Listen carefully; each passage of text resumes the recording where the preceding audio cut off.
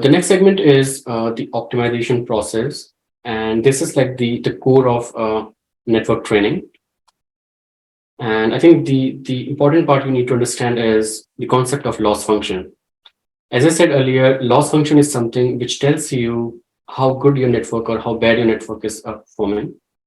Okay, so it is a way to tell how good the network is doing or how bad the network is doing in terms of the prediction, which again, it will, if you think about this, it will vary a lot from problem to problem. Right? So right now, we'll just focus on, let's say, classification, where we just say that, okay, this class is present or this class is not present. So it's just one number there, right? But if you think about this, that's classification. If you go to detection, the prediction will completely change.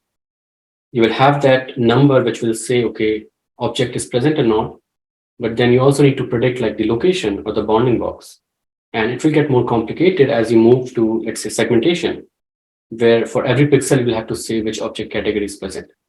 All right. So it depends on like what task you are solving. But right now we'll focus on just classification, where you just say that whether object is present or not.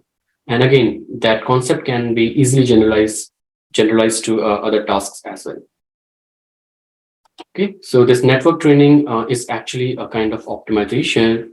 And what you're optimizing is you're trying to optimize the network weights so that whatever prediction your network makes, it's actually very close to the ground truth. And the idea is, let's say your loss function is defined by this formula. This big W over here, these are like all the network weights. All right. So not just one layer, one kernel.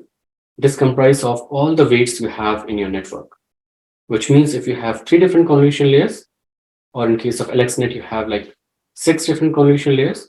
So all the weights there, like all the kernels in first layer, second layer, third layer, so on and so forth. Right? So this W represents all those weights. Then these weights will be input to your loss function. And what's happening here is you will need a ground truth. Right? So this loop is going over like all the samples you have present in your training data. And as we have discussed earlier, like in your training data, you will have a lot of samples. Let's say you have 10,000 samples. Okay, so N will be 10,000. And you will go to each image, and then you will compute loss for that image, right? So in this case, L is your loss function, then F is your network. And you know that the network takes an image as input. In this case, xi is the image. That's the input, right? And again, these are network parameters. And these parameters are like, let's say, the current state of the network. If this is the first step, then these will be randomly initialized. Okay, so given a network, all those have parameters which we discussed, which define the architecture of the network. You will send one image as input, you will use the weights, and that will give you the prediction.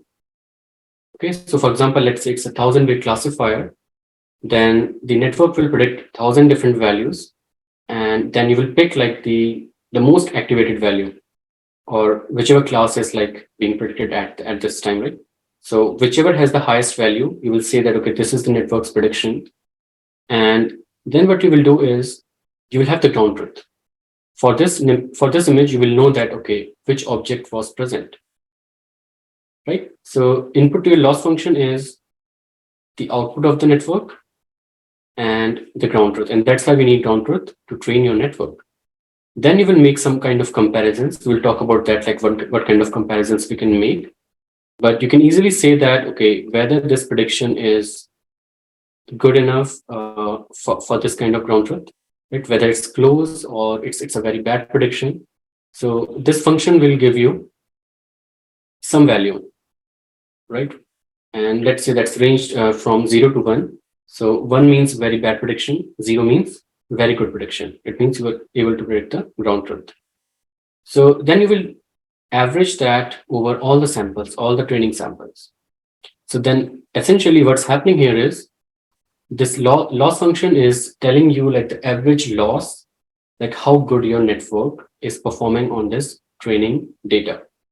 If this value is 0, then you can say, okay, the network is actually very good. It didn't make any error. If the value is 1, then you say, okay, it's pretty bad. It's useless. Every time it's making a mistake.